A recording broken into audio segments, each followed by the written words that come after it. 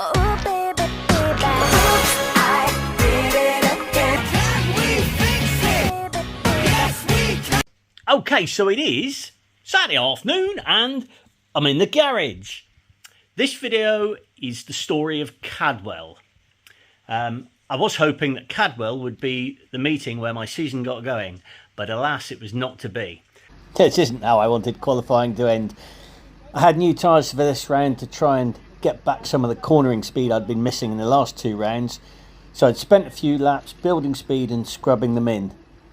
And then this happened. Coming out of the hairpin, I tripped over the back of Rick Lanier. He was struggling to find a gear, and like that, qualifying's over, major damage, and little time to repair it. Here we go again. What's the plan? Take the bent bits off that I can and straighten them with the beam, see if the wheels are pointing roughly in the right direction, and be able to race one softly. It's fair to say I've had quite a lot of practice straightening beams, and this beam in particular has been straightened a number of times. Thankfully the V paddock is a friendly and helpful place, and it wasn't long before I had a porta power, chain, grinder and a welder, and I could set about straightening the beam, or as straight as I could get it anyway. Okay, sit rep. The beam is straight-ish. It hasn't been straight for years to be honest, but it is back together. What I'll do is when I post this, I will blur out the welding because it's not pretty, but it's on. And then the beam's pretty straight. Straighten the anti-roll bar. I've started it so I know it runs all right. I'm going to put everything on, give it a run around the paddock now, and make sure that brakes work and stuff like that. I got the car back together and signed off by the Scroots in time to get to the assembly area and chill out for a bit. Starting 14th, I made a good start, pulling away from the guys behind me and gaining on Francis Twyman, who was actually 3 spots in front, but the Lanier brothers had pulled off on the green flag lap for some reason. Coming to turn 1 for the first time, I was a little bit cautious. I wasn't sure if my tyres were fully scrubbed in or if all the wheels were pointing in the right direction, but I managed not to lose too much time, and going out onto Park Straight, I was pretty much with them. However, Park Straight and I couldn't keep up. It became fairly apparent fairly quickly that the engine for some reason was down on power and I was struggling along the straights. The tyres seemed to be working well, and through the twisty bits of the mountain I managed to pull up to the back of Francis. He puts a wheel on the grass going through the last bit of the mountain, and I thought I might have a chance into the hairpin, but I wasn't brave enough.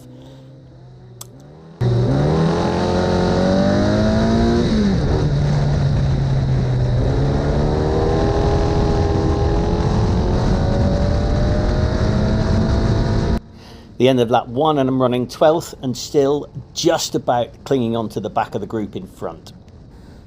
Coming into the mountain on the second lap, Rich Walsh took a little bit too much sausage curb which pushed him wide, and I managed to keep the momentum and take him as we went into the twisty mountain section.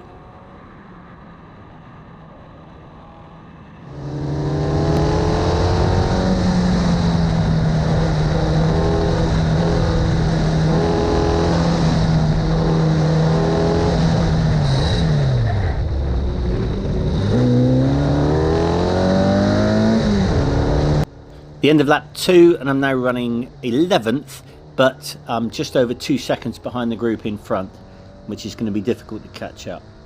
The data on screen is the fastest lap from this race compared to my fastest lap in the Scarab from 2021. As you can see, there's a 7-mile-an-hour deficit just on the start-finish straight, though you will see that I'm taking more speed through the corners.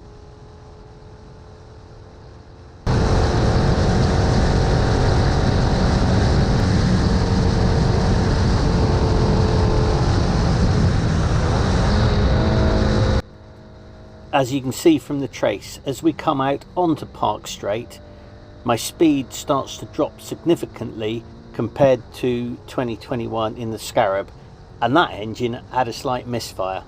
So obviously something is not quite right.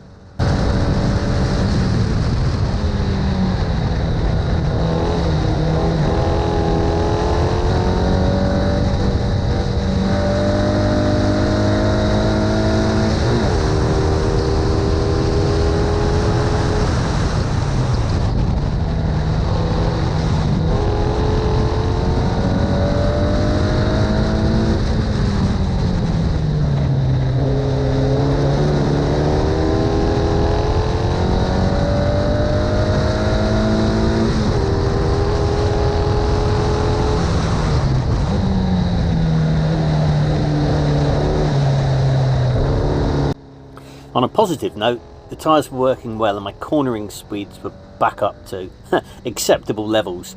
I was gaining on the guys in front through the twisty bits, which was great. Unfortunately, this was our last racing lap as the safety car came out soon after, and then was shortly followed by the checkered flag, and my finishing position ended up in 10th place.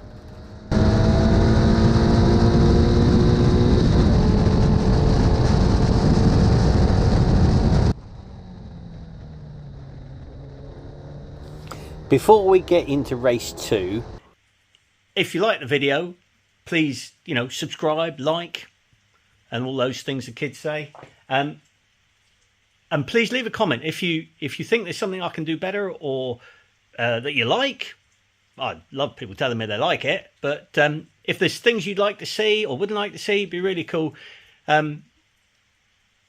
Because I enjoy doing this, and it'd be nice if people enjoyed me doing this. Anyway, back to the action. Okay, so it's Sunday morning / lunchtime, afternoon type thing, and I'm in the garage / paddock.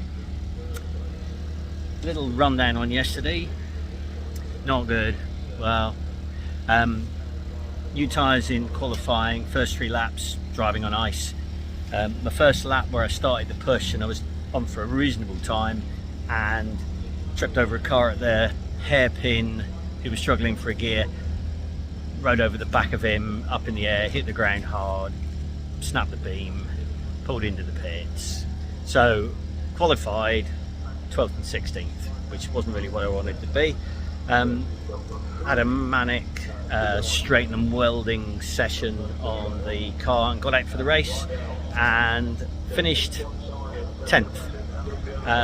Car felt better in the corners with the new tyres. I was, however, struggling for straight line speed compared to the last time I was here, which is, considering it's been the opposite way around for the last 2 rounds where the corners have dropped off and the straights have improved, is a bit frustrating.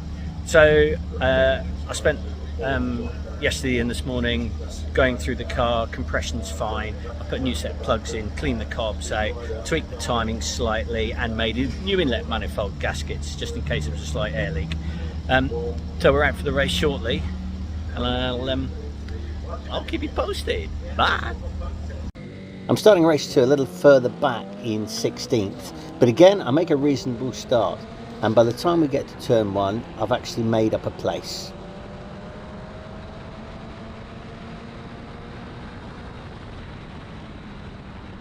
Coming up the hill, and I'm chasing Tim Probert and Dan Lanier. By the end of Park Straight, Tim's got past Dan, and I have a tentative go coming into Park round the outside, but decided better of it.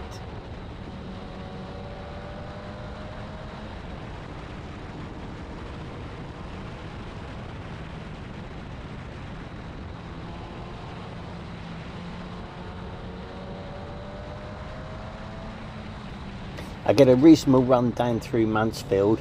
I managed to get up alongside Dan and actually make the pass before we get to the braking zone at the mountain.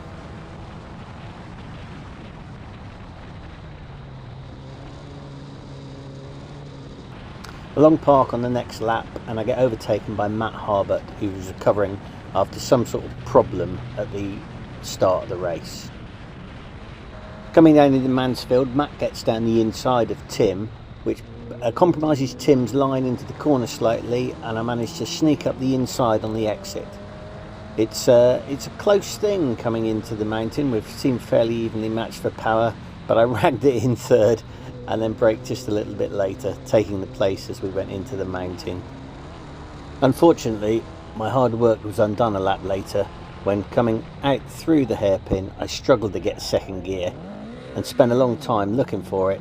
Eventually found it, by which time Tim had passed me again.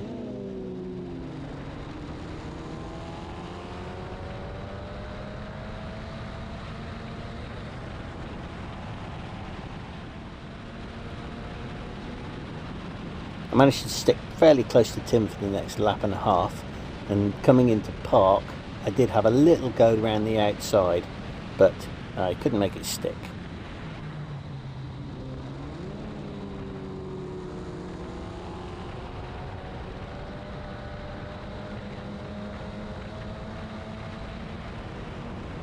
I stuck with him through Chris Curve and down through the gooseneck and managed to get down the inside on the approach to Mansfield.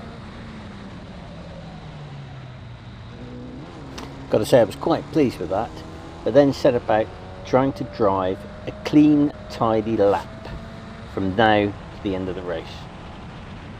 On the whole, I think I did that, and I actually went round Cadwell quicker than I've ever done before.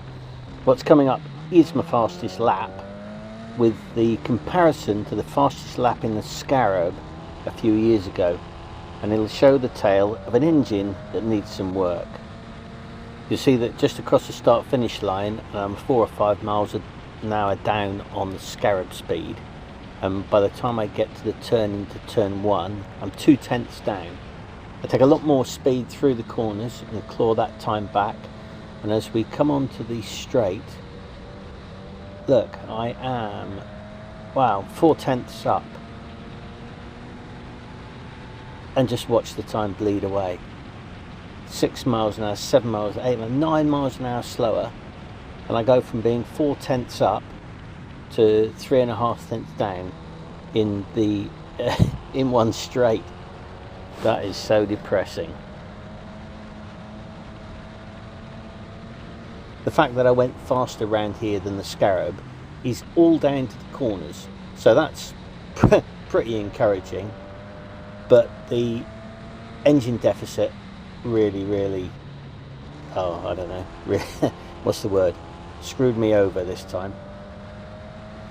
I did a rough bit of maths using the time slip, and I reckon that the engine cost me just over 2 seconds in this lap.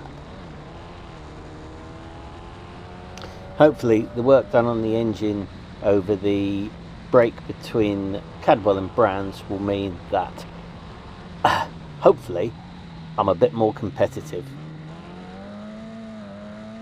Thanks for watching, and I'll see you at Brands. Bye!